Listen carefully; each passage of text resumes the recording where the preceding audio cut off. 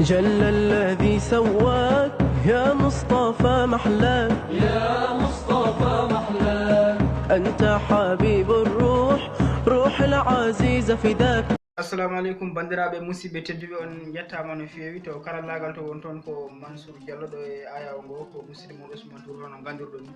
eyyi jetti bandiraɓe foof en mbayriɓe kadi en jewniɓe eɗen ñaganiɓe Allah moƴƴe eɗen ɗo lewru korka tedduɗo ɗum en jafnimaɓe sababude kay ɓe gowno hebde ko nandi koye théâtre ji lewru ndu épisode aji e kala ñande ɗi ko ɗum ɗon heɓaki to banggue tardemaji ɗi hono jiwɗon ni hande o duttitoɗen ko yewtere meɗen jamma beela ko femti e 17 koor huccenaɗo o ko kewno hen e ɗiɗon jawɗiɗi ganduɗa koye wolde badiri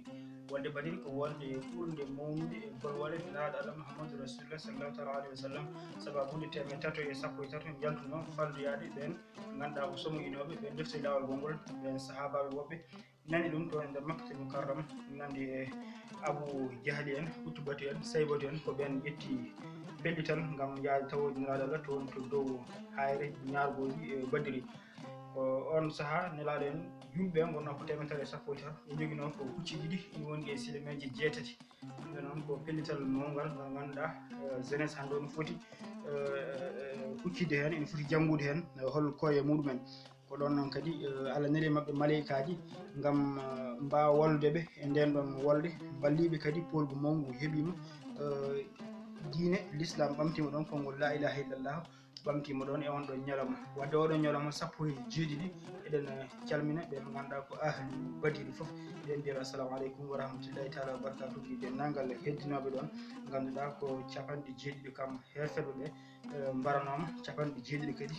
dahama ɗum ɗon noon ko hunde mawde ko ñalawma mawɗo ñalawma mo juuli foof foti mawnirde kono ñalawmaji keddi ɗi foof mawnirte ni oɗo ñalawma 17 korka hikka mbiɗen ko hitande ujunere 442 e lewru jeeno ɓiru hande ko 17 mbiɗen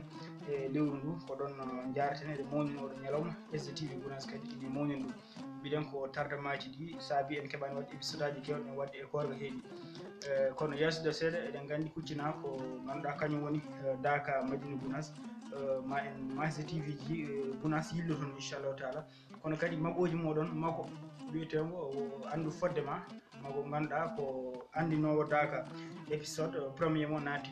inchallah ma en heddi ko ma ajitire seeɗa seeɗa ɓe gandi ko 22 mai wonata kinol Daka inchallahu taala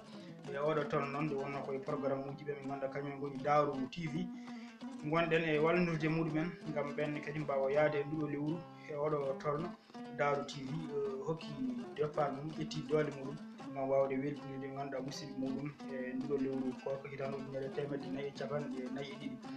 ɓe joue ko ganduɗa théâtre uji mbiyeteɗi andu hoorema théâtre uji baɗɗi fayida sukaɓe tokoɓe théâtre uji jangguinoji ɗum noon bandiraɓe musidɓe tedduɓe min mbayri on min garti kadi habrude on